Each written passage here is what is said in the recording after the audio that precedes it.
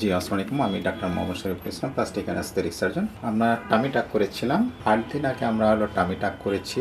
এখানে tummy টাকের main উদ্দেশ্য ছিল, ওনার হার্নিয়া ছিল, হার্নিয়া ভেন্ট্রাল হার্নিয়েশন ছিল। মূলত আমাদের মেইন কাজ হলো যে হার্নিয়াকে অ্যাড্রেস করা। পাশাপাশি আমরা ওনাকে টামি টাক করে একটা সুন্দর একটা শেপে দিয়েছি। এখানে যেটা মেইন আমাদের বলার উদ্দেশ্য হলো যে আগেকার সময়ে যেটা হলো যে আমরা টামি টাক হলো যে পেটের এই পাশ থেকে শুরু করে একদম ওই পাশ পর্যন্ত আমরা করতাম। সেটা না করে ট্রেডিশনাল খুব ছোট্ট ইনসিশন দিয়ে আমরা এখন টামি টাক সার্জারি করি। আমরা নাভিটাও দেখতে পাচ্ছেন, নাভিটা আসলে সেভ করার মতো ছিল না, নাভির আশেপাশেই হার্নিয়াটা ছিল নাকি। ইনশাল্লাহ আমরা নাভিটাকেও সেভ করতে পারছি এবং ইটস লুক লাইক অরিজিনাল। একদম আপনারা যদি দেখেন একদম অরিজিনাল, বোঝা যাবে না যে এটা করা সার্জারি করা। আমরা যদি দেখি, আমরা বলেন আপনি এখন কেমন আছেন? এখন আছে আলহামদুলিল্লাহ, আগের চেয়ে বেটার আছে।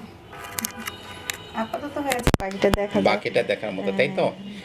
যেহেতু আজকে মাত্র 9 থেকে 10 দিন বা 8 দিন, সুতরাং হলো যে প্রাথমিকভাবে রেজাল্ট ওনার পছন্দ হয়েছে। এটা আসলে ডিপেন্ড করবে আরও 6 মাস, 3 থেকে 6 মাস। আমরা বলি যে 3 থেকে 6 মাস ওনাকে এই বিলটা করে থাকতে হবে, কারণ ওনার যে পরিমাণ হার্নিয়া ছিল সেটাকে আমরা যে সেলাই দিয়েছি, স্টিচ দিয়েছি, সেটা যদি বেল্ট মেনটেন না করে তাহলে কিন্তু সাডেন প্রেশারে সেলাইগুলো ছুটে যেতে পারে। সুতরাং একটু সাবধানতা অবলম্বন করবে এবং আমি মনে করি যে it's look like more younger then before marriage. বিয়ের আগে যেরকম একটা ছিল সেরকম একটা শেপে চলে আসবে ইনশাল্লাহ। আচ্ছা, আলহামদুলিল্লাহ ভালো।